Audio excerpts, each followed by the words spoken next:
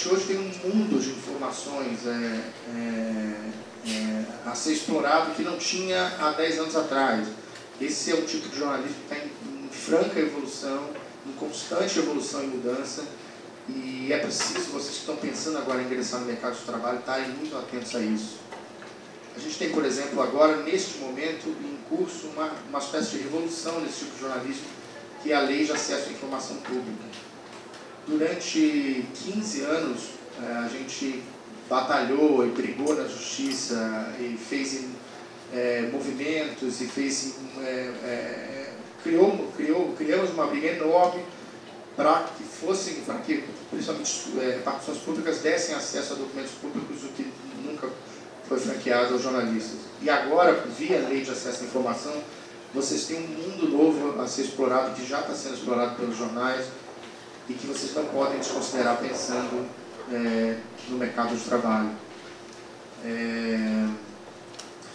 Tem um tema que eu queria tocar com vocês, não é o nosso ponto principal aqui, mas que eu acho inevitável a gente tratar disso. Ninguém sabe muito bem o que vai ser do mercado do jornalismo daqui a 10 anos atrás, daqui a 10 anos, perdão. A gente sabe que o jornalismo não vai morrer nunca, mas se alguém disser para vocês o que vai ser o mercado do jornalismo daqui a 10 anos, vai estar mentindo, é um chute, ninguém sabe. O que a gente sabe é que o jornalismo vai continuar e as empresas, especialmente as grandes empresas jornalísticas, esse negócio deve ser um pouco menor do que é hoje. As redações estão em processo de enxugamento claro e aparentemente irreversível. E isso traz para vocês um desafio cada vez maior. É preciso o jornalista hoje ser mais preparado do que era há 10 anos atrás.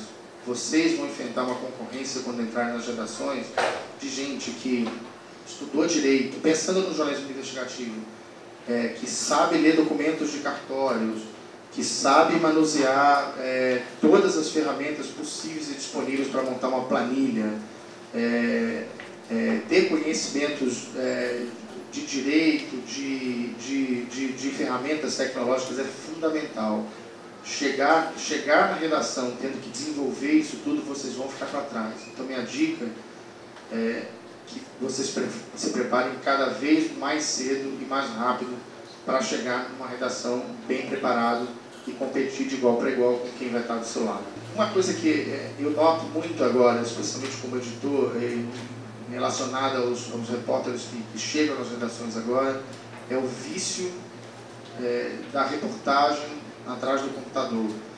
Então, parece uma contradição, mas não é exatamente uma contradição. Vocês têm que estar tecnologicamente muito bem preparados, mas não podem nunca perder o que a gente chama de o senso de jornalismo de rua. Hoje em dia, esse jornalismo de temas de corrupção é muito importante, mas as pessoas estão cada vez mais cansadas disso, de ler isso, disso como um produto. Então a gente discute muito na redação como fazer um jornalismo de relevância pública, de interesse público, mas que ao mesmo tempo seja atraente. Estar na rua para um repórter é fundamental para que o seu material seja isso. Eu vou dar um exemplo. Recentemente a Folha publicou uma série de reportagens relacionadas ao presidente da Câmara, antes dele se tornar presidente da Câmara, o deputado Henrique Eduardo Alves, um notório coronel da política nordestina que volta e meia está no poder e agora retornou como presidente da Câmara. Nós descobrimos, por exemplo, que ele, via os recursos, todo deputado tem direito à verba indenizatória para custear gastos ali básicos da vida parlamentar. E não raro esses recursos são utilizados para desvio de dinheiro e etc. O que a gente descobriu foi que esse deputado ele destinava recursos para a empreiteira, para o chefe de gabinete dele mesmo, que obviamente desviava esses recursos. Enfim, essa é mais uma matéria, como várias que vocês vão ler ou leem e vão ler diariamente nos jornais. O que fez toda a diferença nela foi o trabalho de rua, o trabalho de repórter. O repórter, como eu já fiz inúmeras vezes, e vai poder contar um pouquinho para vocês, o repórter foi na empresa que recebia, pegou no interior lá do Rio Grande do Norte e foi na empresa que recebia esses recursos públicos. E descobriu que a empresa não só era uma empreiteira de fundo de quintal, como ela era vigiada, entre aspas, mas quem tomava conta da empresa era um bode. O bode galeguinho, ele tinha um nome. Isso parece uma bobagem, mas fez toda a diferença no caso. A gente decidiu que a melhor forma de chamar a atenção para aquela história era abrir a história, chamar na primeira página. Eu estava editando a primeira página nesse dia, pelo bode. Porque ele era um símbolo de como o recurso público estava sendo destinado, estava sendo utilizado naquele caso específico. No dia seguinte, o bode foi expulso, porque obviamente todo mundo foi fazer matéria sobre o bode, todos os órgãos de imprensa, e aí a gente deu um título mais pronto e melhor ainda, que foi bode expiatório, porque enfim, ele pagou o pato, para não usar um outro animal. Mas enfim, isso é um exemplo que eu estou citando para vocês de como, de uma reportagem que aliou técnica, conhecimento de orçamento, técnica de tabular os dados e identificar a destinação dos recursos, o desvio dos recursos, e também a reportagem de rua que deu aquele toque atrativo e que levou a reportagem para a primeira página. Isso são temas que eu acho que vocês têm que pensar cada vez mais nos jornais laboratórios e no trabalho de formação de vocês. O que mais eu posso falar sobre o jornalismo investigativo?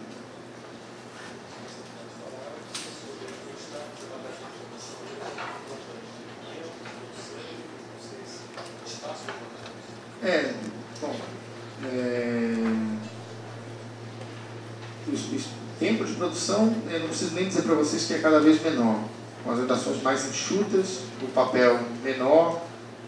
Estou falando aqui do meu mundinho, que é o jornal impresso, que eu não sei se vai estar aqui daqui a alguns anos. Tempo e espaço é cada vez menor, e isso é mais um fator que faz com que vocês tenham que ser cada vez mais especializados. Esse é o lado ruim da história. Enquanto ele estava falando ali, eu ia pensando aqui um pouco sobre os pontos que ele levantou. Na minha visão de repórter, eu fui repórter por 39 anos. Quando eu comecei a fazer o tal do jornalismo investigativo, não existia internet, não existia telefone celular. E é hoje pegar um jovem repórter e pensar, mas como era possível jornalismo sem isso? Como era possível fazer uma investigação de fôlego sem nada disso? E a gente fazia. Eu cobri a campanha do Collor em 89, que naquela época não existia telefone celular. Os primeiros telefones chegaram nos anos 90. Não existia nem mesmo... A gente passava matéria por telex, que era super complicado. A gente andava aí para as apurações levando a bolsa cheia de ficha telefônica para ficar ligando o orelhão com a redação. Para pesquisar as informações, porque não existia a internet, a gente ia para os bancos de dados das bibliotecas. Era um trabalho muito mais extenuante do que é hoje. Então a tecnologia facilitou muito o jornalismo. Só que ela é um instrumento, ela não Quando começou a internet, eu me lembro que na Folha virou uma febre de informações sobre reportagens sobre páginas da internet. E isso ocupou muito tempo, porque ele está dizendo ali, muita gente fica atrás do computador, focado nele. Eu não gostei disso, eu sempre gostei de ir para a rua, e eu acho que o jornalista, repórter investigativo, não é uma escolha. Eu entendo assim, você não escolhe, eu quero ser um repórter investigativo. Eu acho que ele nasce com você. Eu acho que o repórter investigativo ele tem uma curiosidade e uma insatisfação maior do que a média dos outros. O que faz com que esse repórter vá em busca de respostas que não lhe foram dadas é porque ele tem uma curiosidade muito grande. Eu não me conformava com uma explicação, eu desconfiava sempre. E eu percebi muitos anos das entrevistas, como jornalista, aquele que tinha uma curiosidade diferenciada, aquele que ia buscar uma visão. Eu costumava dizer o seguinte: ele quer saber o que tem atrás daquela montanha. Ele não se conforma com a primeira explicação. Porque se você se conforma com a explicação que é dada, você não tem o que investigar. Você chega e escreve aquele blá blá blá, ou geralmente o Edu disse, aquela matéria mais rasteira. Quando eu comecei a fazer jornalismo investigativo, nem chamava assim, era mais que um acaso, porque eu era uma pentelha total. Eu comecei a fazer, me lembro, quando eu comecei na Folha, em 84, eu cobria muito o DNR, que funcionava aqui no Rio de Janeiro. E aí, imediatamente, quando você tem essa curiosidade, começa a fuçar as coisas, as informações começam a chegar para você, as pessoas começam a prestar atenção no seu trabalho, o seu trabalho começa a destacar. E aí, eu lembro que uma vez eu fiz tanta matéria de investigação, assim, matéria sobre desmandos dentro do DNR, que uma vez estavam para lançar aquele, era um sistema de selo pedágio que tinha que botar no carro, e eu fiz uma entrevista coletiva, o presidente, o diretor-geral do DNR, da entrevista coletiva, eu perguntei assim, bom, quando é que entra em vigor esse selo? Amanhã, mas a partir de que horas? É meia-noite? Não vou dizer. É 1 hora? Não vou dizer. 6 da manhã? Não vou dizer. Eu só tenho que dizer porque eu vou numa festa em Niterói, eu falei. Eu quero saber se na volta eu posso ser multado ou não. O cara falou assim para mim, tomara que você seja multada, que eu não te aguento mais. Você vê como é que é o repórter que mexe com isso. Ele realmente, ele é um chato. Tudo bem. Então, outro ponto que eu percebo, que eu vi, que o repórter, além da curiosidade, que é essencial, ele tem que ter um método, um método de trabalho, ou pelo menos buscar um método. Para cada reportagem vai exigir um método e uma fórmula, né? Não tem uma fórmula única. Como investigar uma empresa privada? Não tem. Como investigar o setor público? Para cada matéria é um desafio. Mas em todas elas tem um ponto que eu acho que é fundamental. Você ter o domínio técnico daquele assunto que você está tratando. Porque se você não tem um conhecimento, você vai ser bobagem, você vai ser enrolado, você vai achar que algo é um escândalo que às vezes não é só uma desinformação que você tem. Então, quando eu começava a cobrir um setor, eu vi vários setores, o setor sucroalcooleiro, exportação, eu até fui investigar o polo, porque eu cobri o setor sucroalcooleiro durante uns anos, um monopólio nessa área. Eu fazia um planejamento assim, para cobrir qualquer setor, isso vale para qualquer um, para política também, para o Senado, o mercado financeiro, era assim, quem são os agentes desse setor, que atuam nesse setor, o que produzem, a quem são ligados, quem são os donos das empresas, que outras empresas estão ligadas, quais são os interesses, se tem recurso público ou não, se tem naquele setor, tem ou não representantes do Senado, que vão ser os lobistas dele, quem são, como é que esses lobistas atuam nas leis que aquele setor, que vai beneficiar aquele setor, conhecer profundamente a legislação daquele setor. Então eu fazia, e sempre fiz, até o final, até depois da tarde, eu tinha o meu arquivo com o conhecimento das informações para eu entender aquele setor. Isso vai te deixar um repórter completamente diferenciado dos outros. Porque você vai ver uma coisa que não vão ver, não vão perceber. Até o assunto árido, ele é árido quando você não conhece. Se você conhece aquele setor que está cobrindo, você vai perceber, epa, aqui tem algo. E você vai perceber porque principalmente o setor, é um setor que tem recurso público, depende de políticas públicas ou de política do governo, isso é inevitável. Vou dar um exemplo. Como é que o repórter vai ter que buscar sempre uma maneira de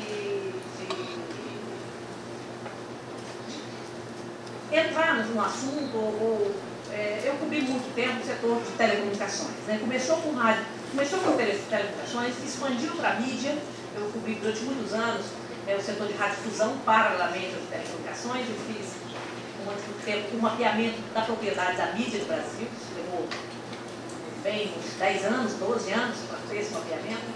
Mas eu me lembro que, por exemplo, uma vez a Oi, logo depois da privatização do sistema Telebrás, né, cada uma das empresas compraram as companhias telefônicas, elas tinham as regras, elas tinham metas a cumprir, então começaram, só podiam ter telefone fixo, né, a Oi só podia ter telefonia fixa, e ela só poderia ter o telefone celular quando ela cumprisse as metas determinadas de expansão, de atendimento, etc. Aí a Oi declarou, cumpri a meta, mandou relatório, o governo dele considerou cumprido, mas eu tive informação de que não cumpri nada, que tinha cumprido nos centros, nos bairros mais sofisticados, nas periferias, a coisa estava escalada. Aí o que eu fiz para provar que isso era verdade? Eu fiquei 15 dias no juizado de pequenas causas da Zona Oeste e da Baixada Fluminense. Eu ia para lá de manhã e ficava o dia todo, não até metade da tarde, do lado do juiz de pequenas causas, que geralmente começava antes de combinar, ouvindo os depoimentos. Chegou um momento que todos os juizados tinham um setor só para atender a 8 aqui. Imagina que em São Paulo tinha o DDPS, por aí. E ali eu fui coletando as informações dos casos. De cor daqueles casos, eu fui nos locais comprovar se era verdade. Aí eu consegui, ao cabo desses 15 dias, levantar informações e casos, documentos que as famílias provavam para mim que elas tinham pago a linha telefônica, tinham adquirido, feito o pagamento e a empresa não tinha cumprido. E aí fazia uma matéria dizendo, olha, a Oi não cumpriu as obrigações, milhares e milhares de casos no Rio de Janeiro, e o governo não viu isso, a fiscalização não foi lá comprovar e deu uma licença que não era devida, ela poderia ter acontecido isso. Como é que você chega a isso? Não tem uma forma. Qual o caminho que você vai trilhar para provar uma ou outra denúncia? Você vai ter que fazer aquela forma que eu falei de início, você vai ter que estudar, acompanhar. Eu sabia que tinha leis, eu sabia que tinham metas a cumprir, eu sabia das obrigações das empresas, e eu desconfiava, por ser Brasil, que as empresas não estavam cumprindo. Isso aí está cumprindo, o interesse delas é entrar rapidamente no telefone celular, atropelando. Acesso aos processos de resgate de mão de obra escrava, né, que eu sei que resgatar das fazendas. Eu estudei 257 processos. Com base nesses 257 processos, eu fiz um mapa onde é que era a região de maior trabalho escravo, quais eram as propriedades. Depois eu fui para a região do sul do Pará, que era mais grave. Depois eu fui ver as empresas, quem eram os donos das empresas, das fazendas, e cheguei à seguinte conclusão: o trabalho escravo no Brasil, ele não é um problema da pequena propriedade, do pequeno proprietário pobre. Pelo contrário, ele andava na fronteira da tecnologia no setor rural. Porque quem eram as empresas? Eram grandes empresas, eram fazendas de melhoria genética de gado, era só grandes propriedades. E o trabalhador escravo, ele não era empregado daquela fazenda, ele era um jogador quase invisível, porque um terceirizado que trabalhava em situações realmente degradantes. Então, isso tem que ter essa solução. Isso tem que te obrigar a pensar onde é que vai estar a saída, como é que eu vou conseguir provar uma coisa dessa e buscar a prova. Porque a prova é a nossa defesa, o tempo todo. Na campanha do Collor, lá eu me lembro que ele tinha uma informação que era, olha, o segurança do Collor é feito por PMs, que é um crime eleitoral. PMs do Estado de Alagoas faziam a segurança do Collor. É o 32, de coronel a soldado. E funcionários públicos estavam trabalhando na campanha sem se licenciar. Para conseguir isso, em cada caso citado, a gente tem prova. Como é que você vai vir? Como você vai achar a prova? Na uma era assim, funcionário da Assembleia Legislativa no culto da campanha. Como é que prova que esse cara estava trabalhando na campanha sem estar licenciado? Porque a Assembleia Legislativa pediu uma declaração para atestado. O presidente da Assembleia deu atestado. O senhor fulano de tal, funcionário, salário tal, pensão tal, não está em férias, não está em licença. Os outros difícil com todos, os procuradores, os advogados que estavam à disposição do candidato Collor. Então, para cada um, você tem que ir buscar uma solução. E às vezes, vocês têm a sorte até às vezes te aconselha muito com os chefes, vai ser trocando informação, mas o caminho, cada um vai ter que buscar. Eu acho que o jornalismo investigativo, ele é maravilhoso, mas ele é muito estressante, muito mais que os outros, porque para cada 10 pautas que você investe, você dá certo em 2, 8 você faz um trabalho no estado, outro é menos. E o resultado não é aquele que, mas isso não anula todo o esforço que é feito. Durante 5 anos, eu falei na Folha dos trainees, que era assim, como é que se faz, como é que a gente tem acesso à pauta, como é que a informação chega ao repórter, como é que se desenvolve aquela pauta. E eu me lembro, assim, comentava com eles, olha, a informação chega para nós, a informação de uma denúncia, das formas mais variadas. O pobre, que você, de repente, uma pessoa que não tinha nenhuma qualificação, ou título ou cargo, ele te dá informação muito relevante. Essa informação de que o Collor é usada por PMs para fazer a campanha dele, para a segurança dele, foi dado por um PM. Ele perguntou, a senhora pode me indicar para fazer esse trabalho? Tem vários amigos meus PMs na campanha. A amigo dele foi a informação que chegou dessa maneira. E o jornalista tem que estar atento o tempo todo, com o radar ligado o tempo todo, porque a informação pode chegar de várias formas e às vezes a pessoa não pode perguntar. Boa tarde. O que eu vou falar é meu trabalho um pouquinho parecido, mas tem um pouco diferente também do trabalho do Alan e da Elvira, porque o meu veículo é audiovisual. Então ele tem imagem, tem som. E isso, então eu vou falar complementando um pouco os dois e abrindo um pouco essa diferença. Então, no meu caso, a questão do trabalho de apuração, que a Alan falou muito bem, do cruzamento de dados, do cruzamento de planilhas, formação de planilhas e checagem de documentos, o que no jornal impresso, que às vezes é o fim da reportagem, que é a prova ali através dos documentos e da apuração que você faz, no meu caso é o começo. E um começo que esse material não vai ao ar, ele não fala, ele não tem imagem. É muito chato uma reportagem de documento com base em papel. Cansa. A gente faz matéria com uma eletrodoméstica, né? Tá? Enquanto, se num caso o cidadão para ler um jornal e dedica o tempo, eu faço reportagens para quem está vendo televisão, mas também está na cozinha fazendo almoço, está comendo a pizza de domingo ali, no final do fim de semana e tal. Então, na televisão, o documento ele serve como uma sustentação. E quando a gente vai a campo fazer um trabalho investigativo, essa primeira fase, que é a fase da prova e contra-prova documental, ela tem que estar muito fechada, muito amarrada, porque é a nossa base. Para onde atacar e para onde ir gravar e por que gravar com tais pessoas, ou em tais situações, tais lugares, tais cidades, essa orientação ela vem de uma apuração, de uma pré-apuração documental. Apesar desse trabalho não ir ao ar, ele é o começo. E muitas vezes é o começo cansativo. No nosso caso, no nosso caso, além dessa orientação documental e dessa pré-apuração, o que se busca é o flagrante. Então, eu não acuso, a minha reportagem não acusa alguém de fazer isso. Vou dar um exemplo aqui.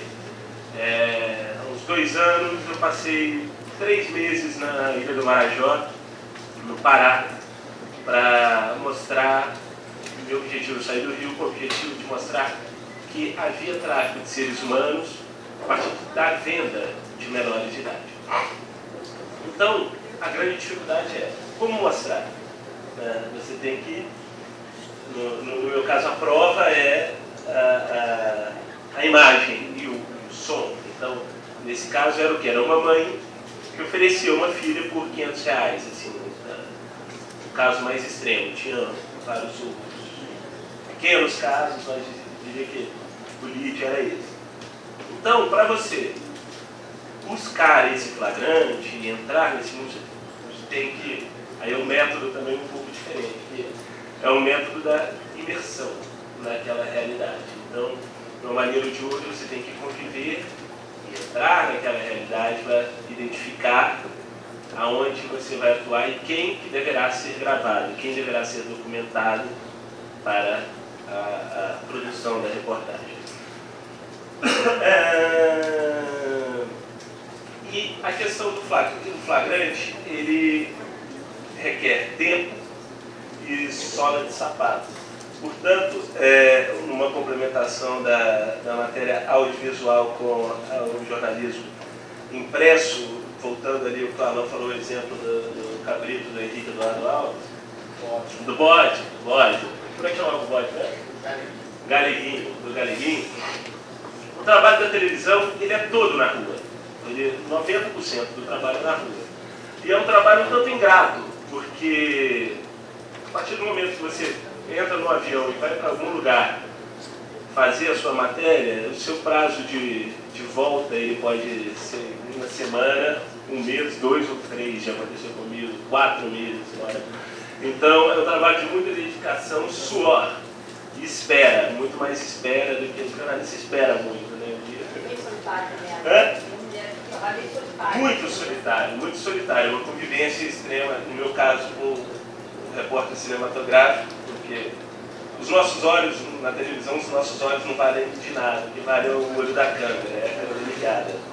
Então, a espera para um flagrante, a espera de um flagrante, a espera que é, no caso é a matéria, ela pode ser muito demorada e muitas vezes nem acontece. O que a Elvira falou é fato. De 10 tentativas, 10 tiros que você dá, às vezes 2 dão certo. E no nosso caso, no caso da televisão, que os assuntos se repetem muito, né? E ou se busca exclusividade, ou se busca a notícia, além da notícia, o sobrevoo no noticiário e o aprofundamento de uma notícia A, B, C ou D que está no noticiário, você tem que entrar naquela realidade e esse trabalho demora muito. E o trabalho é essencialmente de campo. Os 3 convidados, de certa forma, compartilham da mesma preocupação em relação às novas tecnologias, inclusive. Né? Ao mesmo tempo em que a internet oferece um mundo de informações, quer dizer, hoje o público pode consumir informação em diferentes plataformas e ao mesmo tempo também coproduzir essa informação junto com o repórter, junto com o jornalista, ao mesmo tempo pode gerar um efeito de comodismo muito grande, que seria um obstáculo gigantesco para a questão da grande reportagem, da reportagem investigativa. Né? Então acho que esse é um aspecto fundamental que está sendo colocado aqui na mesa, que é justamente a questão de usar a internet, mas também gastar sola de sapato, quer dizer, ir para a rua, descobrir bons personagens. A Folha fez uma grande pesquisa ano passado sobre o chamado perfil do leitor, inédita na abrangência dela, e o caderno que as pessoas menos gostam da Folha é o caderno de política, que é justamente o caderno que dá mais, digamos, prestígio ao jornal e tem ali alguns dos grandes momentos da Folha são naquele caderno.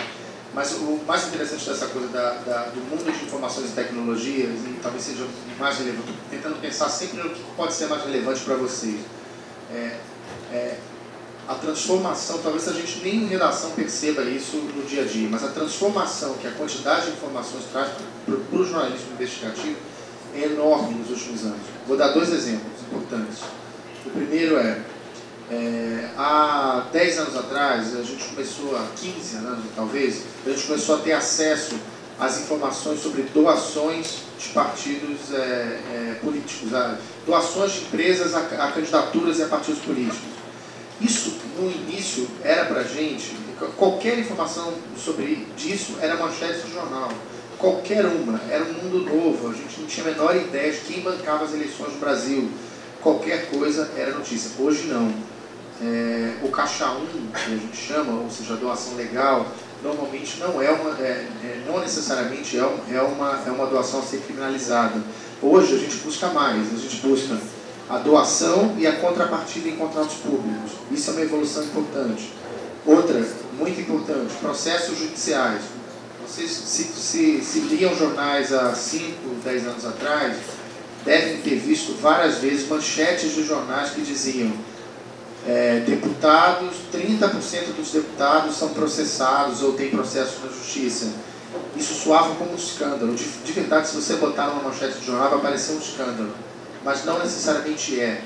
Nisso você estava juntando, nesse balaio de coisas, você estava juntando o processo de injúria, difamação, que é absolutamente corriqueiro, principalmente na atividade política, com o processo de corrupção, que de fato tinha lá os vídeos de recurso público relevante, que tinha interesse público. Hoje em dia isso é raro. A gente busca separar uma coisa da outra.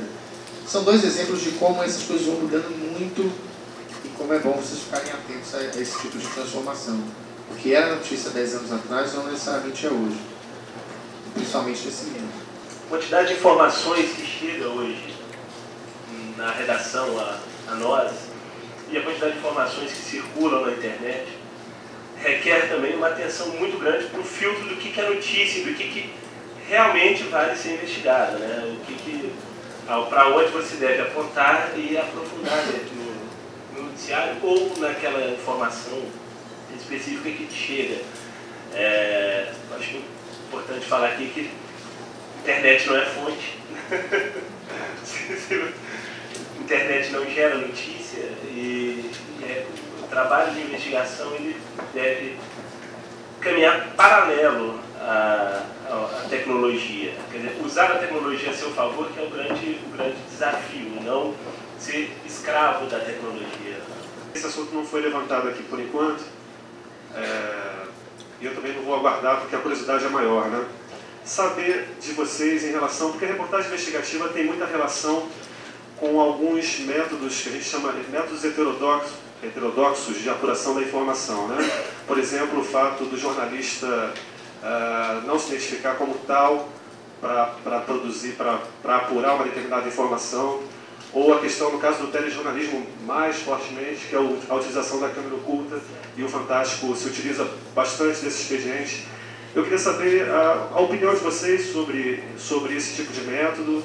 Há uma crença de que qualquer limitação, né, à atividade jornalística seria uma inaceitável restrição à liberdade da informação e que teria como principal vítima aí o público. Ao mesmo tempo, há autores também do campo da comunicação, do direito, que informam que viver em comunidade, em sociedade, exige determinados controles sociais, mas controles republicanos, controles plurais, com diversidade de opiniões, né, coletivos, efetivamente. Então, eu queria saber como é que vocês se colocam diante desse dilema ético, muitas vezes, para quem trabalha diretamente com a reportagem investigativa. Vocês podem até citar alguns casos, se for o caso, sobre a importância da utilização desse método, ou se cada caso é um caso, enfim, saber um pouquinho da opinião de vocês sobre esse, tanto da questão do repórter se transmutar em outro personagem para apurar a informação, como a câmera oculta também. Acho que foi em 1999, por aí, o secretário de Ação da Folha era o Josias de Souza, que nós temos uma matéria que teve uma discussão interna na Folha grande, e eu defendi aquele método de trabalho por considerar que não havia alternativa, que era o seguinte: um cidadão ligou para a Folha, não conhecia ninguém, eu atendi o telefone, eram 8 horas da manhã, estava lá por acaso, e ele dizia o seguinte: tem um grupo oferecendo, ele tinha começado a fazer licitação pública para venda de concessão de rádio e televisão. Estava montando esse esquema, porque até então, até o final do governo, sabe, as concessões de TV comercial eram distribuídas segundo um critério unicamente político. Aí estava toda aquela expectativa em torno das estações que seriam abertas.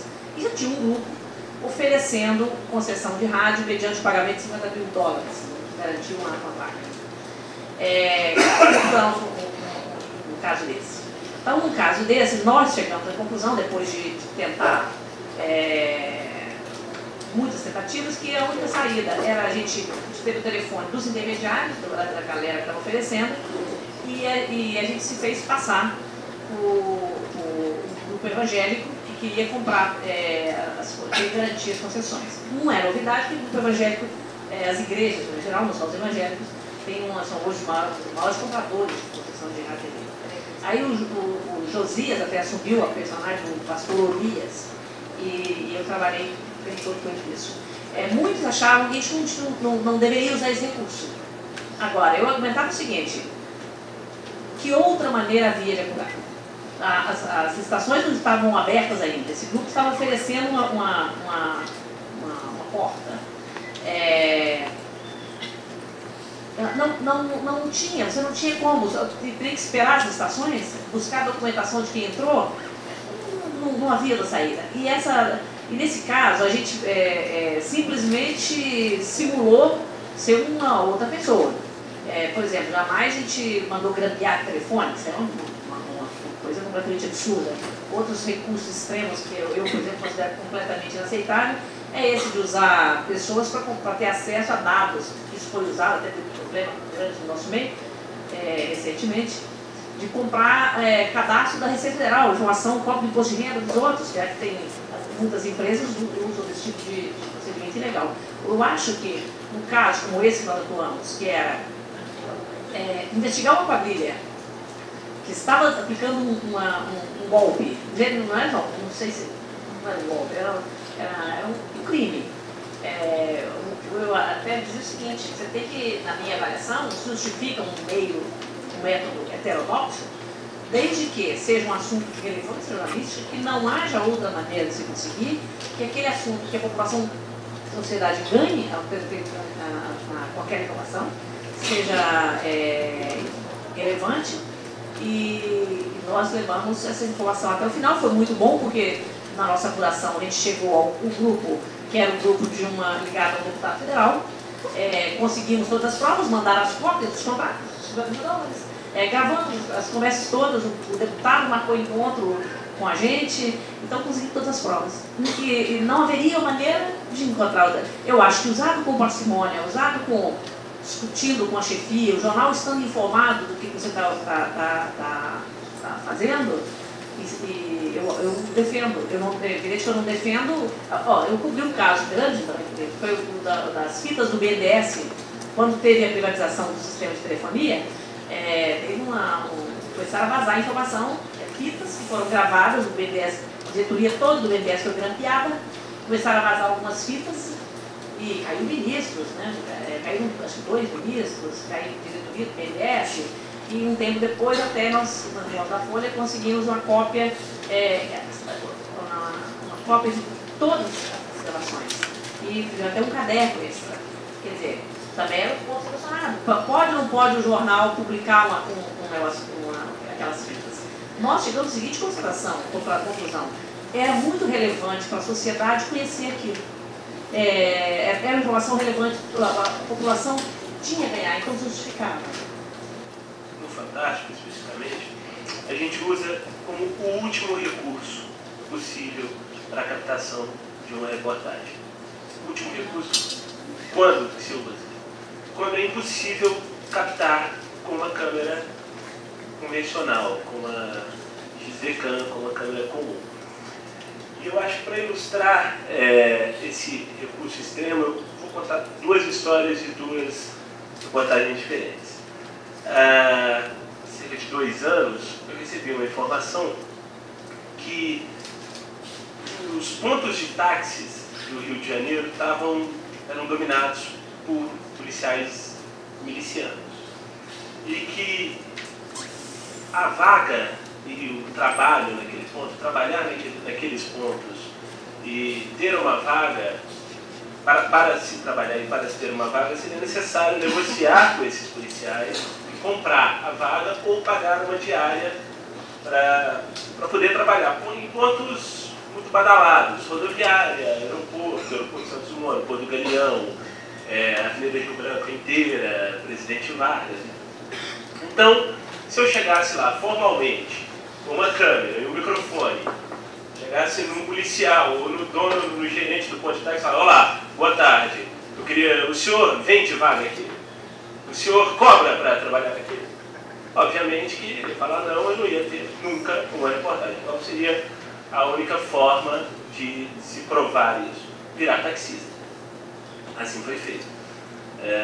Habilitação, táxi, legalização do táxi. Lembrando que nesses casos extremos, assim como a câmera oculta, a microcâmera é o último recurso, não se comete um crime para provar outro, né? Então, no nosso trabalho, a gente não pode ultrapassar nunca os limites da lei.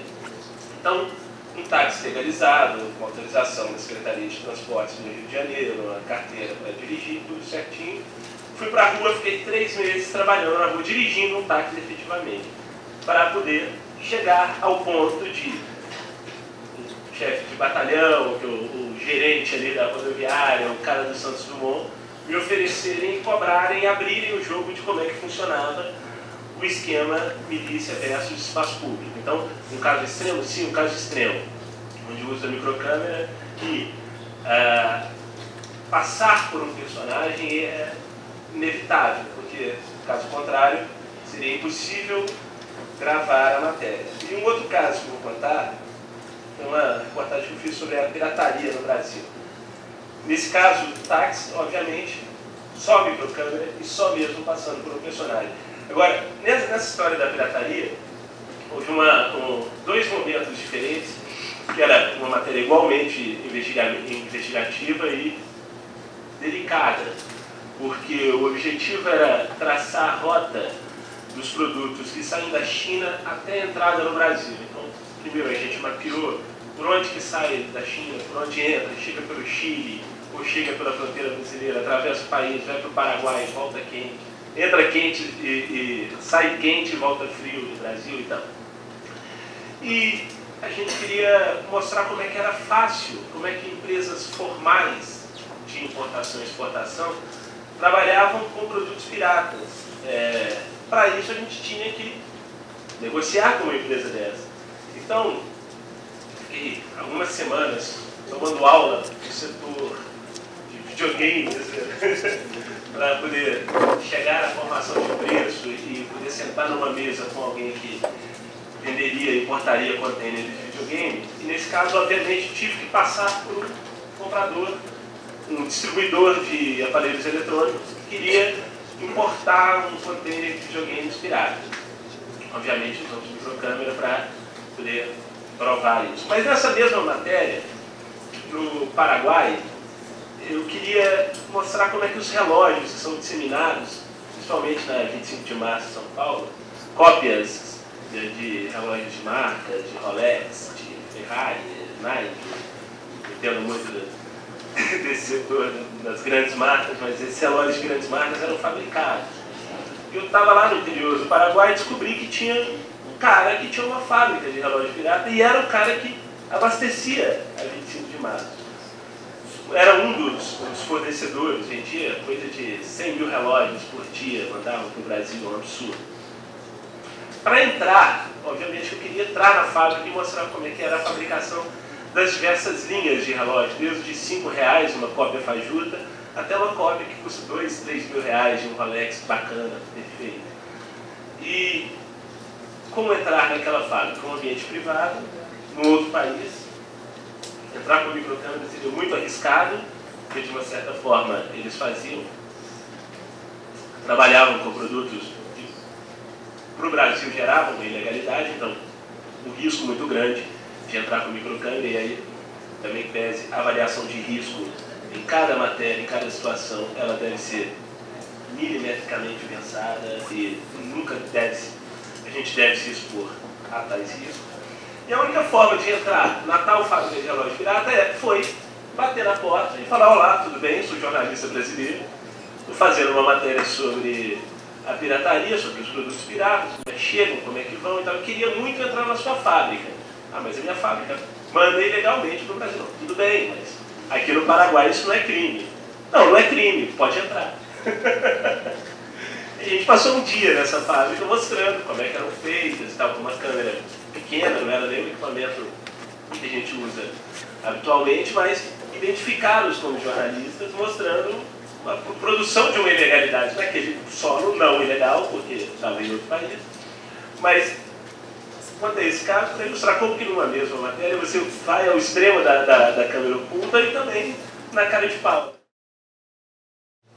Desculpa a ignorância, mas não configura como falsidade ideológica, não? Ou usar outro nome, se passar por outra pessoa? E sobre esse negócio de invasão de privacidade, ponto político, tem as pessoas aqui que fazem um debate sobre esse assunto e que dependeria de quem você está invadindo a sua privacidade, né? Seja um político ou se é de uma pessoa comum, assim. E também remete à situação de quando os policiais invadem casa ou favela à procura de drogas, né? Se eles encontram drogas, se justifica, senão não é justificado, né? Se você encontra um crime ao invadir a privacidade, se justifica, né? Porque é um serviço público, isso seria um serviço público, né? Interesse do leitor. Se não encontra nada, seria só uma invasão de privacidade. Não sei, não estou indo contra, não, tá? Só estou colocando isso. Em relação, você falou que os professores fazem a diferenciação do que seria invasão de privacidade. Não fazem a diferenciação, só jogam o debate. Eu acho que no caso de uma pessoa pública, que ela abre mão de parte da sua vida privada ao se tornar uma pessoa pública. E de novo, eu acho que o que vale e o que está em jogo em decisões, cada caso é um caso, mas em decisões como essa, um bom balizador é o interesse público, nesse caso. No caso das favelas, eu não entendi muito bem a pergunta. Ela tem mais relação com o fato da polícia invadir ou não um domicílio privado, é isso? Não sei, acho que a polícia precisa ter algum mandado de busca e apreensão para invadir qualquer residência privada, essa é uma posição minha. Eu acho que de nós três aqui, eu acho que sou quem mais passa por essa situação. É o interesse público, que de fato é importante provar aquilo, e como provar aquilo, qual é a única alternativa. Lembrando que se passar por um personagem, se passar por alguém, entrar em algum universo, você é a última, é a medida extrema, é como usar a câmera oculta, é a medida extrema, é a última forma de conseguir provar aquela ilegalidade, provar aquele crime. E por isso, daí o trabalho que eu falei ali na minha breve fala inicial, a importância do trabalho de pré-apuração, do cruzamento de dados, do cruzamento de informações, para que a invasão de privacidade, como você falou, de chegar em alguém e ser um tiro vazio, se a pessoa não está cometendo nada, não for alvo de uma reportagem, é você cercar muito bem, apurar muito bem o assunto que você está tratando e quem são os atores daquele assunto. Então apuração e o bom senso do interesse público, do limite do interesse público, eu acho. Eu ouvi, durante toda a minha carreira, as pessoas alegarem o seguinte: bom, essa informação, quem passou essa informação tem interesse em ferrar alguém. Uma denúncia, uma acusação contra um político, quando o adversário passa a informação. Isso é válido ou não é válido? Você está sendo instrumento daquela disputa política ou não? Nesses casos, nós chegamos, pelo menos, eu não tenho dúvida nenhuma disso, que não importa se foi um bandido que te passou uma informação contra um político corrupto, contra um empresário corrupto, porque aquilo é só o primeiro passo. Vai caber a você provar se é verdade ou não. Se for verdade, se for de interesse público, não interessa se a informação seja do bandido. Até porque, muitas vezes, para ter acesso àquela vez, só um bandido. Então, como naquele caso que eu citei na minha reportagem, que eu e Josias passamos, criamos um personagem, a gente queria ter acesso a uma ação de uma quadrilha. Tem falsidade biológica isso? Eu não vejo.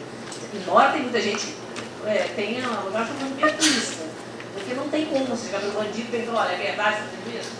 Não. Então, essa fonte de informação, a partir de alguém sob suspeita, nós estamos acostumados nisso. Campanha eleitoral chove dossiê para as apresentações, que são dos candidatos que todos os partidos fazem. E cabe ao jornalista, às vezes, também é o seguinte: você não pode se dar o luxo de desprezar uma informação, porque pode ser uma informação muito relevante, pode ser uma reportagem muito relevante. E só complementando o que o Guilherme falou, a importância também do jornalista não se comprometer com a fonte, ouvir todas as fontes, mas não ter nenhum laço comprometedor com nenhuma delas, porque a mesma fonte que te dá um furo hoje pode ser o seu alvo amanhã também, não é, Elvira?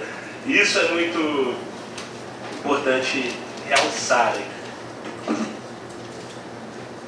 aconteceu muitas vezes. Pessoas que passaram informação por matérias maravilhosas, logo depois, no outro momento, e aí sinto muito, você não é amigo da fonte. É uma relação profissional. Distanciamento, confiança e desconfiança, né? Exato. Boa tarde, meu nome é Rodrigo, sou do oitavo período de jornalismo aqui da UF. Eu queria tirar uma dúvida. Vocês falaram de casos em que vocês correram riscos como profissionais de jornalismo, mas vocês já vivenciaram casos em que fontes ou outras pessoas que não são jornalistas estiveram envolvidas também, seja captando imagens ou acompanhando vocês em alguma investigação que também estiveram em risco? Vocês poderiam citar como foi essa experiência de ter uma outra pessoa que não era jornalista em risco com vocês ou se expondo a algum tipo de risco? Expor fontes, né? Expor fontes, muito menos expor fontes a risco. A fonte, ela se deve preservar em absoluto sigilo dessa fonte. E, no meu entender, também preservá-la de todo modo. Durante a reportagem, a sua fonte é o bem mais precioso, apesar do distanciamento, apesar do que a gente acabou de falar, ela é o seu bem mais precioso. Então, expor, não, acho que... Uma vez eu acompanhei um certo caso de que uma pessoa, um morador de uma comunidade, queria denunciar o tráfico de drogas ali dentro. Então, não havia condições da equipe de reportagem entrar dentro da comunidade, enfim. E o próprio morador fez as imagens de feiras de drogas, de traficantes portando armas.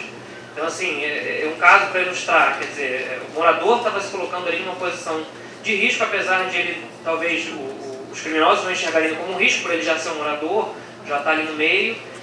Mas vocês já tiveram que lidar com uma situação assim, de que alguém veio oferecer algum material e teve que correr algum risco para produzir? Eu nunca tive uma vivência desse jeito. Uma reportagem que eu fiz uma vez num dia, uma chacina, nas favelas lá do Complexo Alemão. Eu, para apurar o que tinha acontecido lá, eu fui para uma igreja e as pessoas da favela iam a essa igreja conversar comigo numa sala fechada. E eu não notava nenhum nome delas. Eu nunca vi...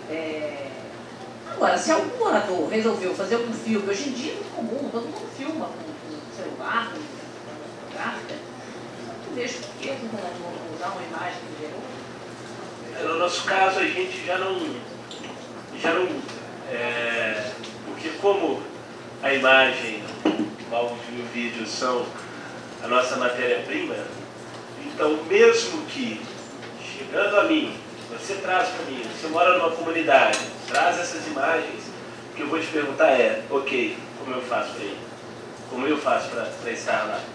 Porque também na televisão a gente toma muito cuidado da manipulação do vídeo, porque o vídeo ele é muito facilmente manipulado. Hoje em dia, um bom editor de imagens corta sem que você perceba. É possível você dar cortes em um vídeo e a gente que lida com isso, que está dentro de edição toda semana, não conseguir perceber. Então, no nosso caso, na televisão, mesmo que essas imagens nos cheguem, a gente vai para o campo fazer, entendeu? E o que eu perguntaria no caso desse para a fonte ok, como você faz para me levar lá e como eu faço para poder mostrar isso e eu perguntar para essas pessoas como produzir esse material. Mas essa não é uma fonte desprezível, né? No caso da favela naval de São Paulo é isso, né? Uma pessoa filmou lá de dentro e foi o escândalo que foi.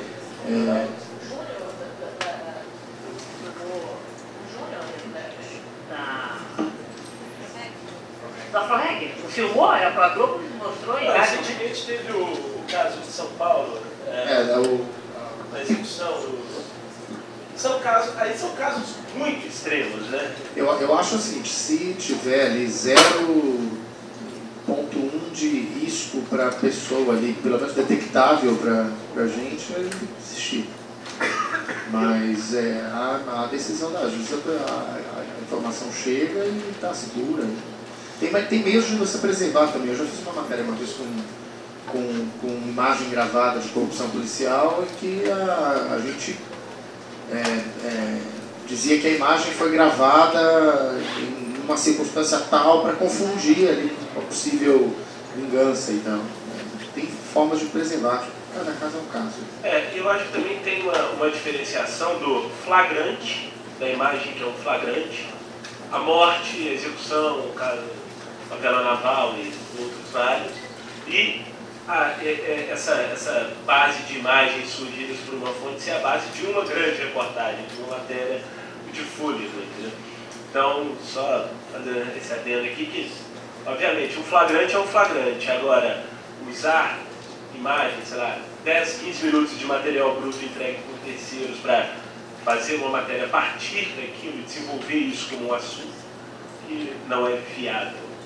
A minha pergunta ainda é sobre câmera oculta. Vocês falaram muito de exemplos que deram certo, que foram bem usados, as câmeras ocultas. Eu queria saber se vocês conhecem algum que não devia ter sido usado, ou que aconteceu com vocês, ou com algum colega de trabalho.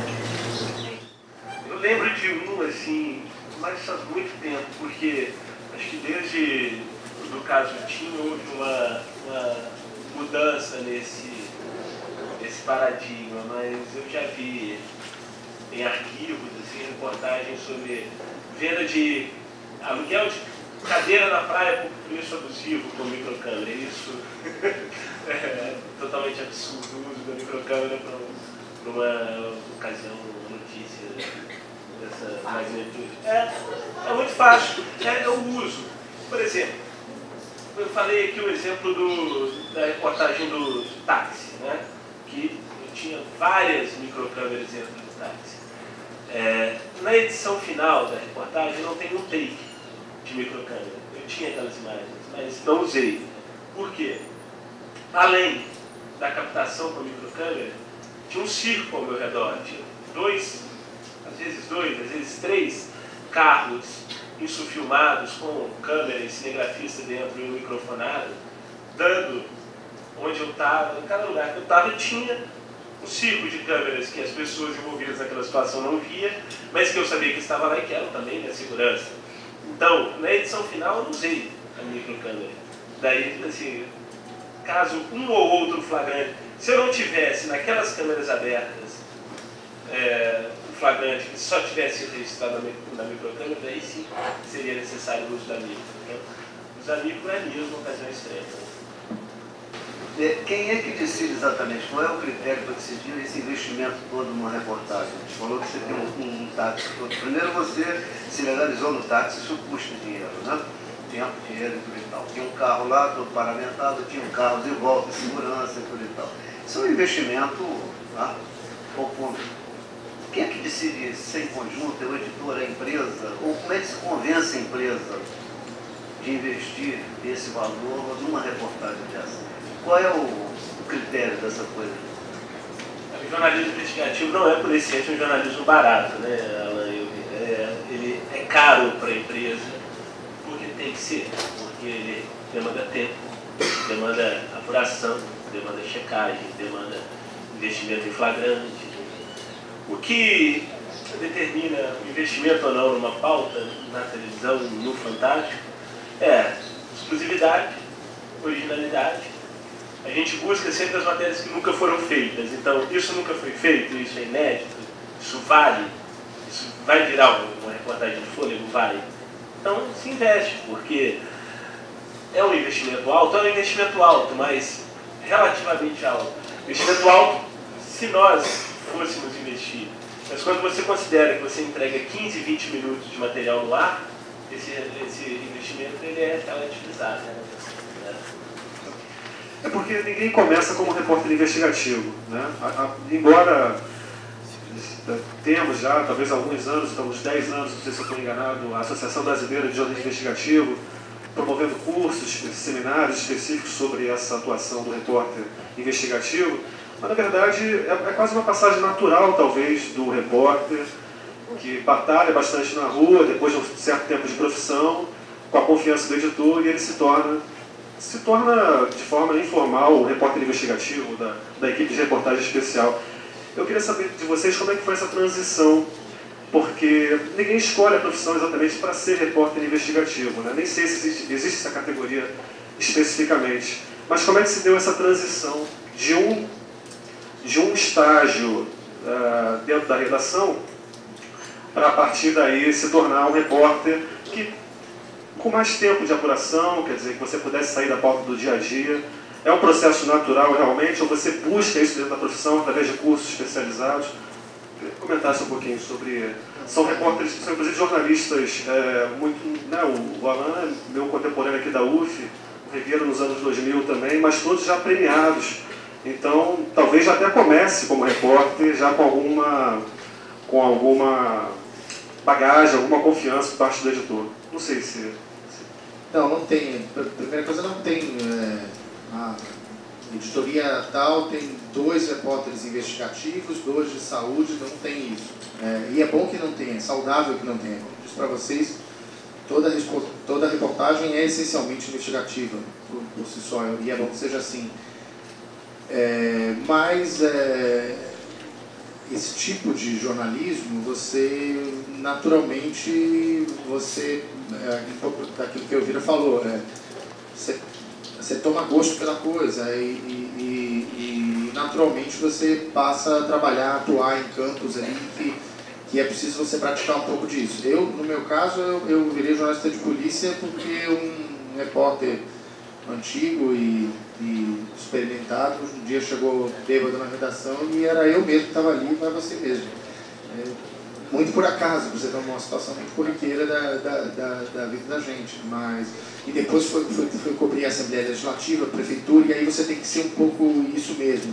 Tem que aprender a ler documento público, a ler diário oficial, a fazer todo tipo de coisa chata, pedir documento em cartório, ler aquelas coisas insuportáveis e você acaba obrigatoriamente se especializando para ser um bom jornalista. Ou então não, você vai fazer outra coisa da vida, vai ser repórter de comportamento, vai fazer esporte ou outra coisa. Então tem um pouco do componente ali do imponderável, ali, a coisa que leva a gente sem que a gente tenha algum controle, e tem também o seu próprio gosto, ali, aquela coisa que cai no gosto e você vai desenvolvendo. Porque o resultado é muito gratificante, né? Dá muito trabalho aquilo que o Vira falou, você às vezes perde, joga fora 8 apurações para emplacar 2 matérias. Aliás, é tão nobre quanto emplacar uma matéria ou publicar uma boa matéria, é saber derrubar uma boa matéria, uma matéria ruim, na verdade. Né? Enfim, aos poucos você vai se especializando. Eu acho que era uma questão de vocação, né? Ninguém falou para investigar nada. Eu começava a estudar como é um setor e eu tinha uma curiosidade. Sempre buscava aquela pauta que eu achava escandalosa, era uma coisa que me incomodava muito. Eu lembro que a primeira matéria que eu fiz era do mercado financeiro. O grupo empresarial tinha levado um prejuízo de milhões e milhões de dólares na bolsa e como é que foram acionados alguns fundos de pensão estatais para ficar com aqueles papéis na carteira. Então, ninguém pediu isso, eu cobri o mercado financeiro. Aí, prestei atenção naquilo, o que está acontecendo, esse papel, o que está acontecendo, fui atrás. E aí depois você vai vendo que aquela matéria, chamada na primeira página, os outros jornais que foram atrás, e ele vai, mas eu acho que é muito do temperamento, da vocação da pessoa, sabe? Do inconformismo.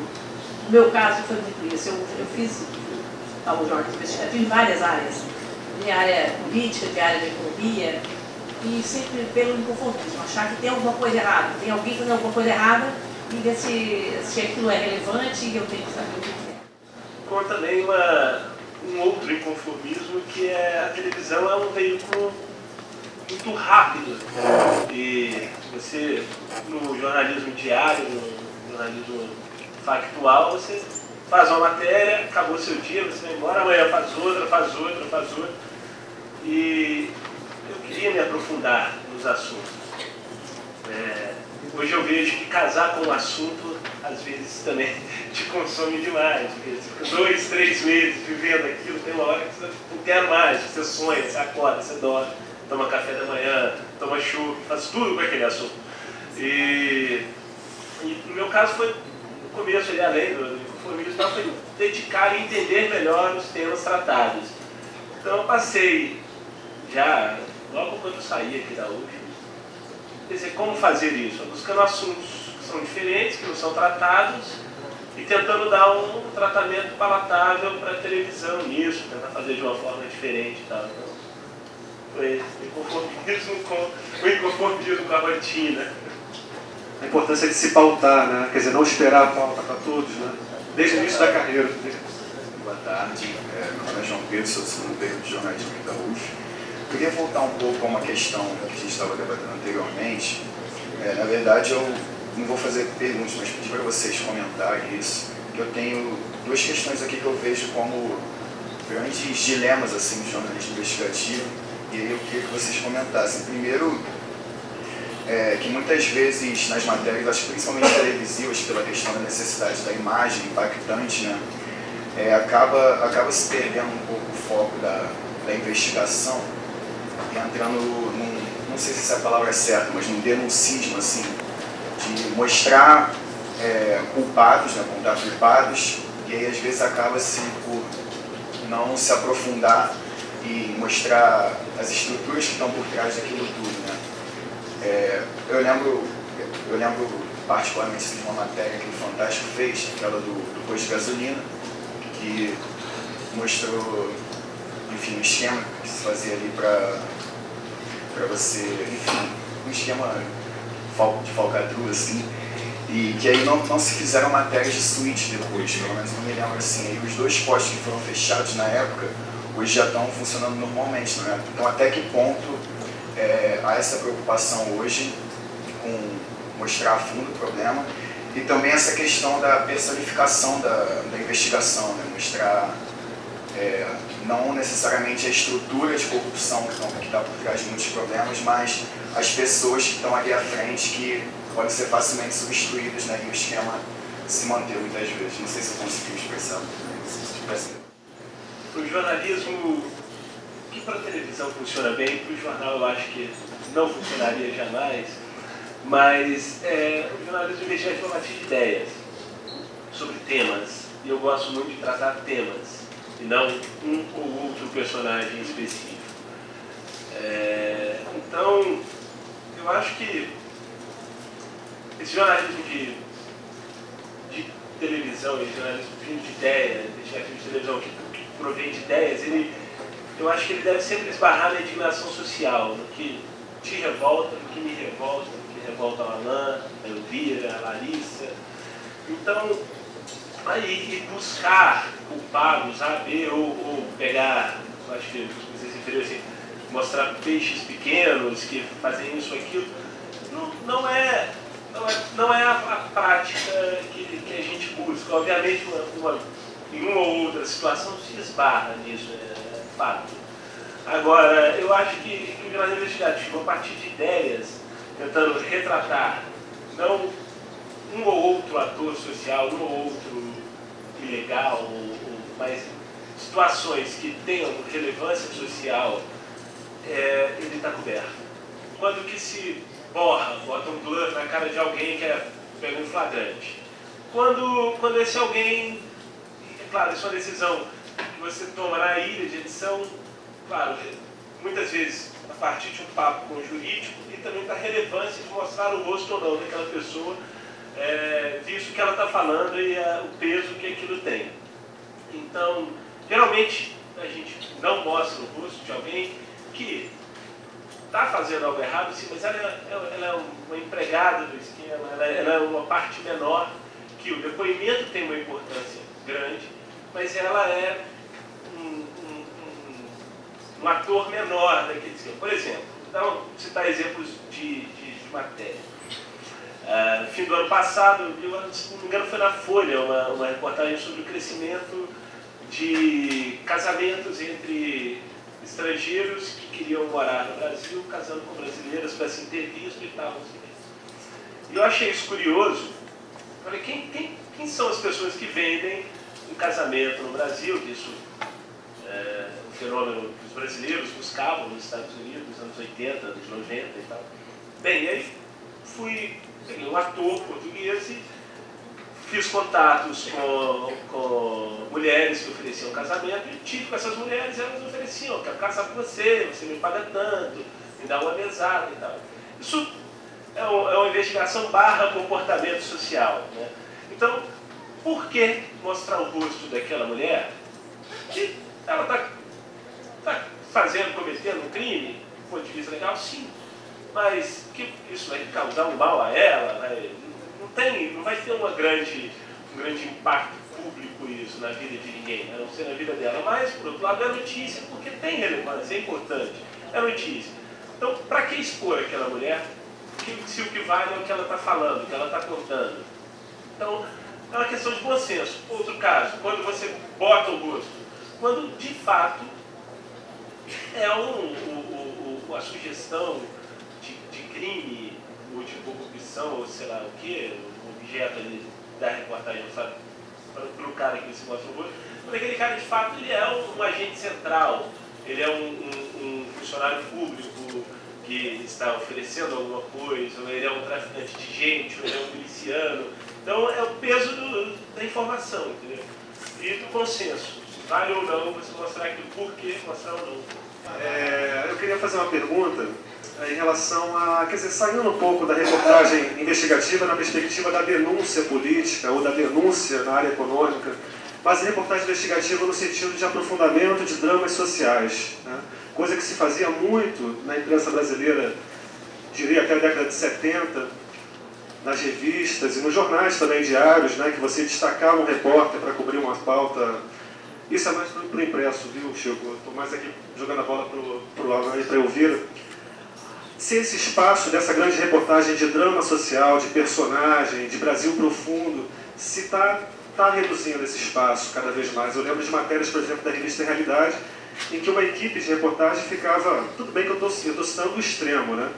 Ficar 5 meses na apuração de uma matéria, mais 4 meses na produção, na edição desse conteúdo. Então, 9 meses para parir uma reportagem. Uma reportagem não, uma edição de uma revista, no caso, né? Mas, em proporções menores, no jornal diário também havia, inclusive se a gente pegar as matérias premiadas do ESSO, uma quantidade muito grande de matérias nesse sentido. Se isso está acontecendo, e por quê? No impresso. Eu não sei dizer se está reduzindo esse tipo de reportagem, que eu sei dizer que certamente elas estão mudando muito, né? Os jornais, até existe uma grande discussão essa semana, não sei se vocês acompanharam, a ombudsman da Folha falou disso no domingo, sobre as reportagens sobre fraudes no programa Bolsa Família, por exemplo. É uma discussão que os jornais têm. Qual é a relevância de uma fraude localizada no programa que tem 13 milhões de beneficiários? É um tema importante. E é a prova de que esse tipo de reportagem ainda é muito presente no cotidiano dos jornais. Mas certamente mudou muito, né? Até porque a gente tinha um país muito mais miserável há 20 anos atrás do que tem hoje. Eu vejo ainda muitas reportagens relacionadas à segurança pública. Bom, a própria Elvira fez recentemente essa reportagem que ela citou sobre o trabalho análogo à escravidão. Tem menos. E eu acho que também depende muito da sensibilidade do editor. Muitas vezes eu adorava fazer matéria sobre garimpo. Fiz matérias sobre garimpo de Esmeralda, que é um mundo fantástico, inacreditável. Eles vivem aquelas galerias de extração da Esmeralda, que ficam às vezes 100 metros abaixo do solo. É uma realidade, o garimpeiro é uma figura extraordinária, é uma figura inacreditável. Mas eu ouvi várias pessoas dizer, ninguém mais quer saber matéria sobre garimpo, ninguém mais quer saber matéria de garimpeiro. Às vezes você pode até divulgar uma pauta que é maravilhosa, porque o garimpeiro existe, que é tão singular, eu acho que pode ser que um dia uma editora, poxa, pode ser sensacional, vamos lá fazer, mas vai depender um pouco dele. Mas a minha sensação é de que essas matérias, elas são mais raras. Eu me lembro de um que a gente fez um ano que deu um pico de desemprego. Aí a Folha foi fazer deslocou o repórter para isso, para essa pauta. No Rio, fui eu, São Paulo, alguns, para ir mostrar essa realidade. E aí foi uma coisa muito legal. Eu, por exemplo, escolhi uma rua assim, aí de Caxias, que era uma rua pequena, Aí o critério meu, chegava o meu olhar que vai seguir caminho que aquela pauta vai seguir. Aí eu me lembro que eu entrevistei todas as casas. Peguei uma rua pequena e fui ver o que tinha acontecido ali. Primeiro, todas as casas, quantos empregados tinham na rua? Eu só tinha 3 empregados. Casas que estavam cozinhando a lenha, porque eu não conseguia pagar os gás, nem mesmo gás subsidiário. Aí o jornal apostou naquela matéria, não só a minha, como vários, fez uma cobertura grande. Mas acho que deveria, eu gosto de ler matérias, o Estado não faz mais, eu acho. O Estado de São Paulo às vezes investe mais nessas matérias, né? O crescimento da renda no país esvaziou muito o debate da reforma agrária, por exemplo. O crescimento do Bolsa Família, idem. Então tem uma mudança de perfil também, que muda também o produto final que se vê no jornal. Os jornais precisam ter ser nacional.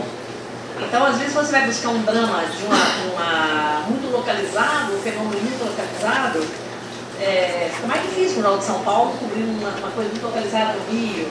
São esses pontos, mas eu acho que devia buscar mais essas pautas. Tinha uma pauta que eu fiquei anos vendendo essa pauta, nunca comprava essa matéria. E uma vez eu vi a TV Globo que foi fazer. E era uma coisa inacreditável. No Rio Amazonas, entre Belém e Macapá, você vai, no Rio Amazonas é um mar, não tem nenhuma das margens. Quando o navio chega na região do Estreito de Breves, as canoinhas, algumas uma canoas, e as pessoas quando embarcam em Belém já sabem o fenômeno, então levam pão amarrado no saco plástico. Aí chegando as canoinhas são com crianças. Tem crianças no colo. E aquele navio passando aquelas ondas, aquele barquinho assim, as pessoas jogando o pão de saquinho plástico com esse tempo. E eu fiquei tão impressionado com aquilo que eu chorei quando vi aquilo. Não é possível. Coisa inacreditável. Dezenas de barquinhos, canoinhas, e aquela loucura pelo mundo. Querosene. E querosene é o bem mais importante, porque sem querosene você não come, você não tem nada. Eu achei que era uma pauta magnífica, fiquei anos, depois eu vi que é Globo. Mas eu disse assim, mas tão localizado, como vai ser o critério para escolher um negócio desse, né? Às vezes depende da noite boa, chegar no Boa noite, eu sou Helena, do 5º período. Eu queria perguntar como é a relação de vocês, no caso dessas matérias investigativas, com a polícia. Quando, por exemplo, a investigação está rolando com vocês, porque vocês receberam a informação, e a polícia também está fazendo uma operação. Porque uma vez o André Rizek, ele fez uma matéria sobre a máfia do apito, né? E a investigação estava ocorrendo ao mesmo tempo com a polícia e com ele. Só que acabou que a revista Veja publicou a matéria, assim, sem estar totalmente de acordo com a investigação policial. E assim, meio que melou a operação que a polícia ia fazer, a boate de que eles iam descer de helicóptero no meio do estádio, coisas desse tipo. Então, o que costumeiramente acontece e o que vocês consideram ideal nesses casos? Tem alguns outros casos, assim, tem o caso da Satyagraha, por exemplo, que o delegado pediu a prisão da repórter da Folha porque ela tinha a história antes dele deflagrar a operação. Mais uma vez é caso a caso, mas dentro do possível convém ao jornalista não atrapalhar uma investigação policial, até porque há uma enorme confusão sobre o papel da imprensa, não só no Brasil, mas sobretudo aqui, que é o nosso tema. A gente não é poder, né? A gente não pode misturar as coisas. A minha investigação não tem o mesmo objetivo que tem uma investigação policial. E eu não posso me comportar como policial. Nenhum jornalista pode. Então eu acho que na medida do possível você tem que preservar qualquer dano a uma investigação formal policial em curso. Mas aí vai de cada caso, né? Nesse caso eu não conheço de fato a máfia do apito, mas eu sei que essa reportagem fez um belo estrago. Não sei se ela atrapalhou a investigação, mas imagino eu que não. Porque senão talvez a revista não tivesse publicado. Dificilmente um jornal vai publicar podendo atrapalhar uma investigação.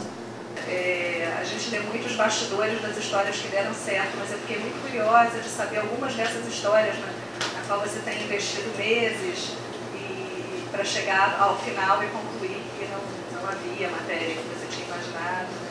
Então, eu queria saber um pouco desse bastidor e queria convidar, desculpa, quando a gente chegar ao final, o pessoal ficasse na sala para a gente assistir ao vídeo do casarão que o pessoal fez, que está excelente, só para a gente...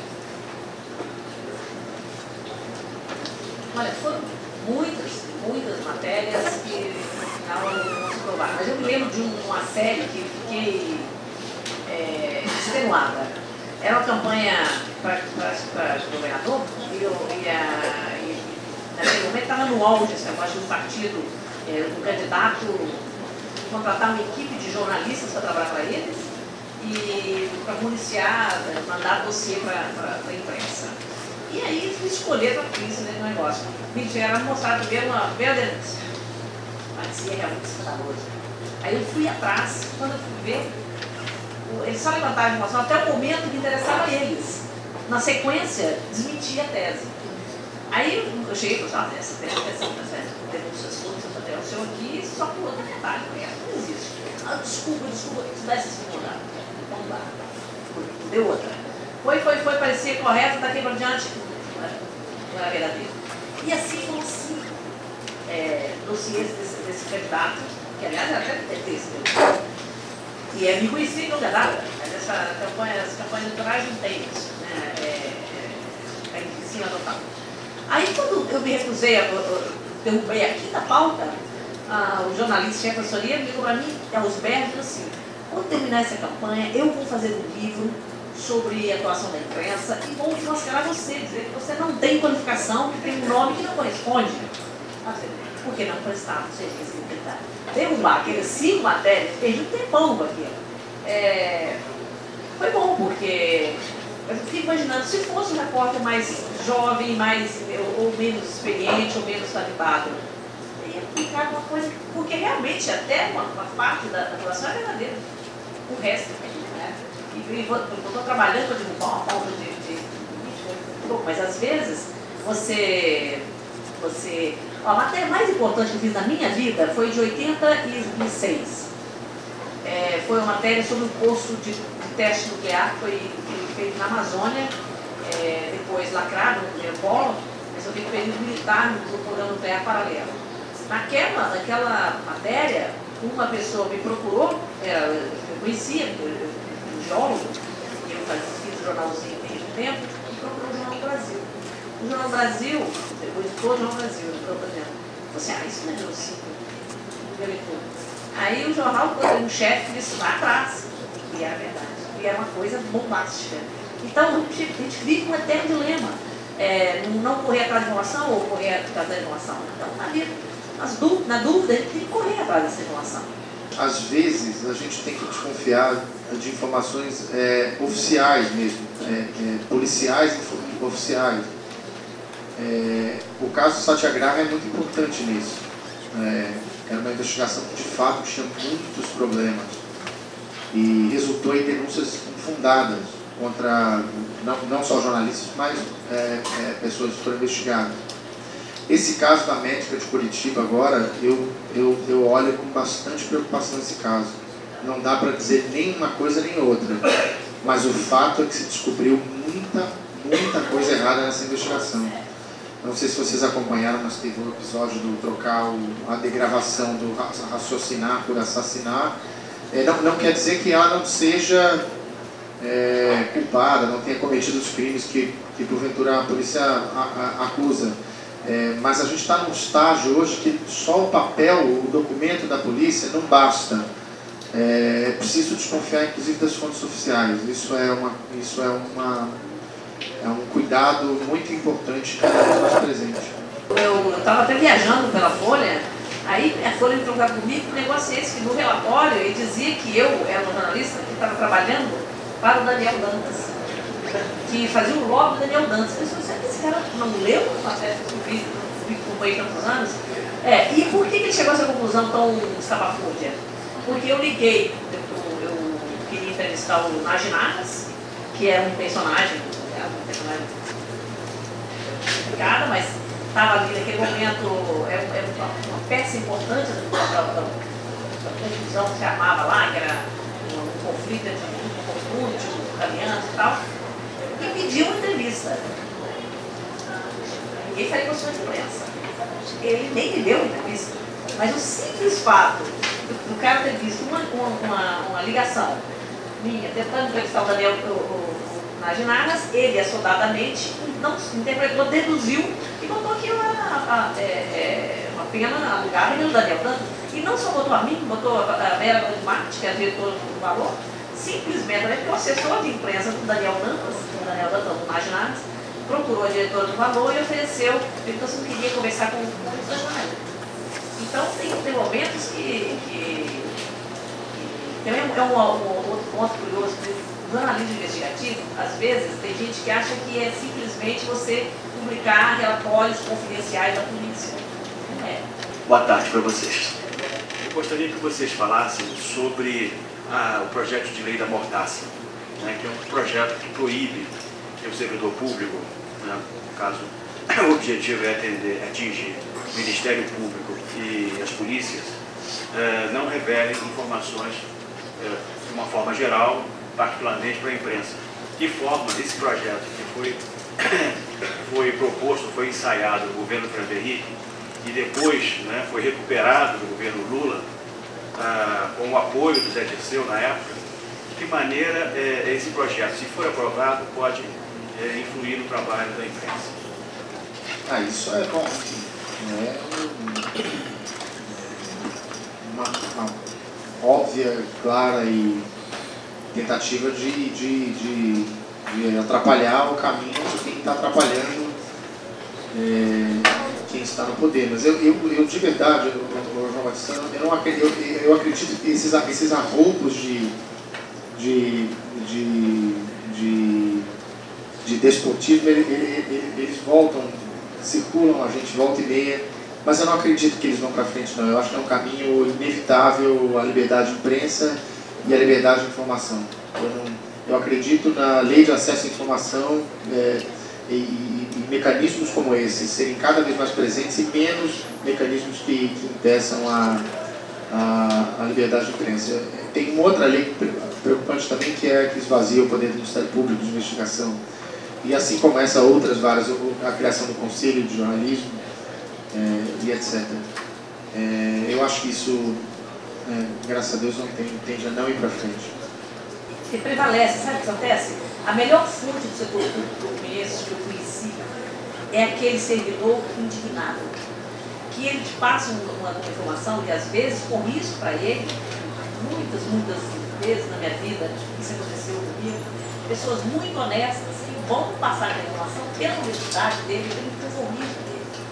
Vou fazer uma última pergunta, porque vamos daqui a pouquinho exibir o vídeo feito pelo pessoal do Casarão e também para dar tempo para o nosso intervalo, porque na sequência temos um outro debate, que é a cobertura de grandes eventos, então vamos tentar respeitar esse horário.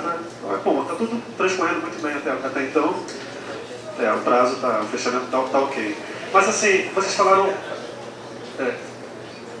falaram sobre a importância de não expor a fonte, né, a riscos, e isso não aconteceu com ninguém aqui da mesa, mas eu queria perguntar sobre, em assim, alguma apuração, vocês perceberam que não poderiam ir além por conta da integridade física de vocês mesmos, né, como jornalistas. Porque muitas vezes, talvez em estados menores onde eu atuei, em que a gente não podia contar com a ponta que deveria investigar, que seria a polícia civil, porque ela estava envolvida na denúncia, eu tive que encerrar a apuração, quer dizer, a gente não deu sequência nas matérias, eu tive que sair do Espírito Santo até por conta disso também, para me preservar e preservar minha família. Eu queria saber se isso aconteceu com vocês, em situação, se vocês podem falar sobre isso também. Comigo já aconteceu os dois casos. Já aconteceu ter que sair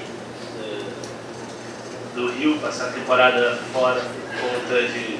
Mas isso, obviamente, com medida preventiva e um risco não calculado, é um imponderável que depois que a matéria vai para o ar, que é publicada, a repercussão daquilo você não tem muito controle. e às vezes ela, você imagina, no meu caso, eu imaginava que a repercussão não fosse uma repercussão tão grande quanto a que houve e o assunto não acabava nunca. Então, por bem, é melhor dar um tempo.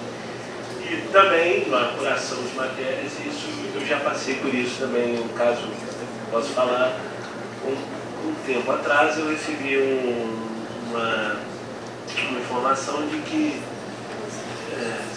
milicianos, sempre eles, na região da Zona Oeste, em alguns bairros específicos, estavam tomando casas de pessoas que tinham comprado aquela propriedade, tinham documentação toda correta e tal, e entra, isso aqui é meu a partir de agora e sai. Obviamente que seria um risco muito grande entrar num terreno como esse, é uma frustração, óbvio. Espero que alguém faça. Eu fui ao Maranhão inúmeras vezes a trabalho.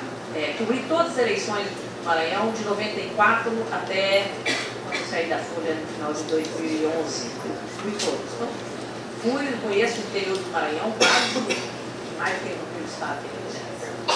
Aí, tudo bem, conheci todo mundo, Rosiana, essa rede, fazer matéria contra e depois começar de novo.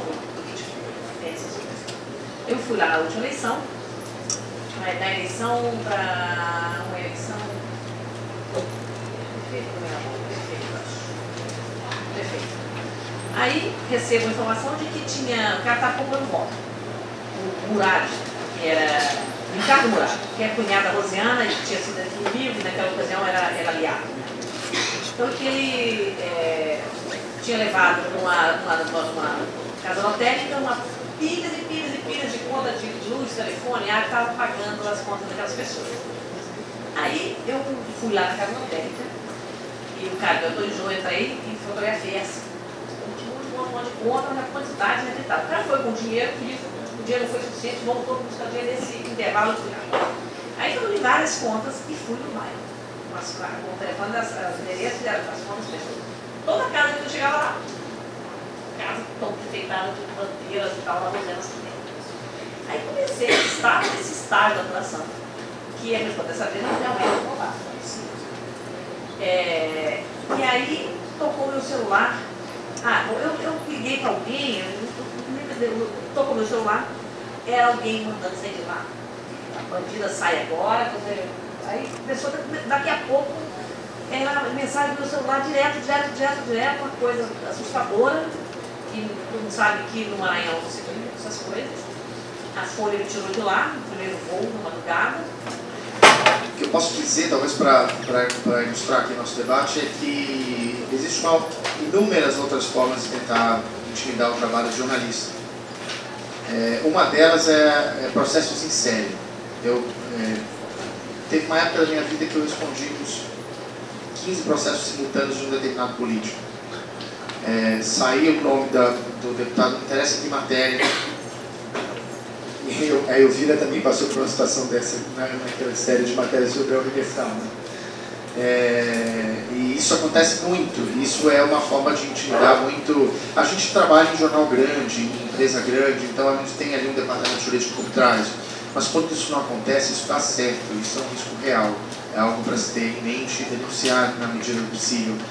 E sobre a ameaça física, é bom lembrar que a gente tem alguns dos piores números infelizmente, de mortes em casos de violência contra jornalistas, especialmente em locais dominados ainda por aquelas oligarquias à moda antiga e em áreas dominadas por polícia. A cobertura policial sofre muito com esse tipo de ameaça, como a milícia do Regueira.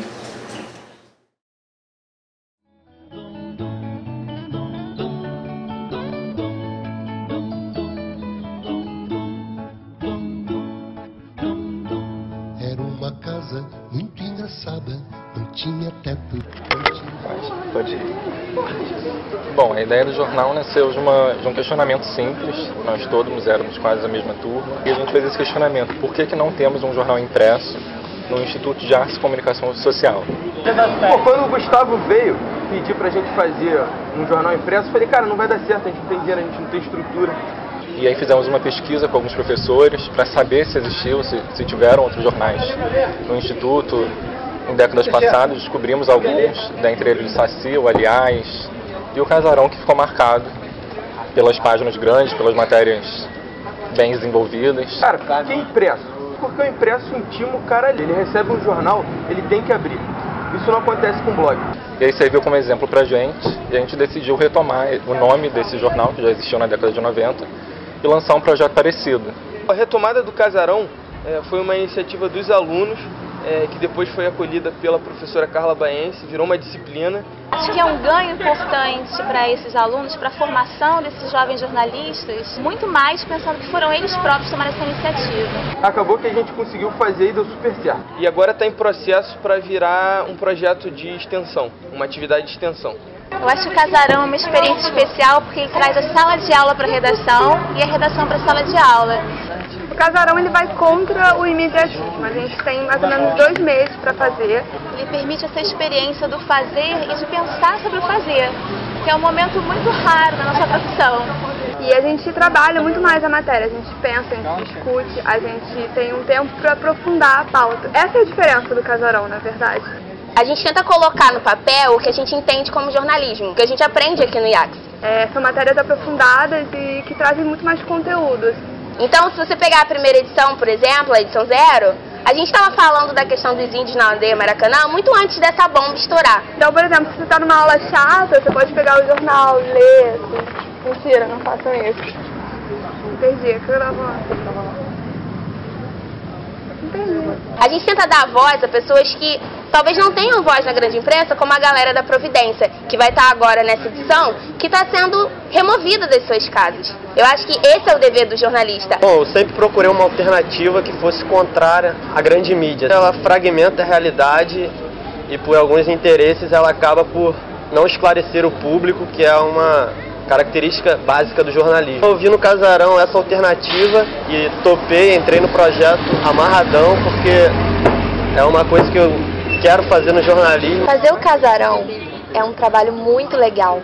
Eu estou fazendo a minha matéria, mas ao mesmo tempo tem uma outra pessoa dando opinião na minha matéria, revisando a minha matéria. Enquanto isso eu estou sugerindo pauta, ajudando um colega numa outra pauta. Pô, o jornal é bem aberto. O cara pode circular entre várias editorias, fazer a pauta que ele quiser.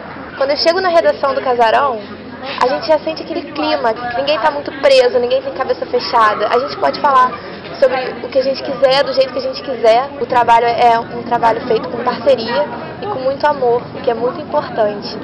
E aí teve uma repercussão boa depois do jornal, nessa edição 0. A gente está sempre recebendo opiniões, dando opiniões. As pessoas que trabalham lá, elas querem estar ali. A gente está ali porque a gente quer. É muito legal trabalhar lá. É muito legal fazer esse jornal. A gente ficou muito feliz com as palavras de Denis de Moraes, do curso de estudo de mídia. Foi um grande apoio pra gente, um grande motivador pra gente continuar com o projeto. Ele chegou a comparar a gente com Milton Santos, falando que nós éramos alunos cidadãos. Enfim, acho que mais ou menos isso. Tem mais alguma coisa?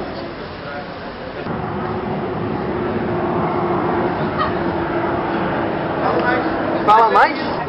Cara, blog todo mundo tem, mas quero ver fazer um jornal impresso, né? Tem com autoridade, meu. Autoridade tigre, vai. Pior que ele tá gravando, não tá? Jornal.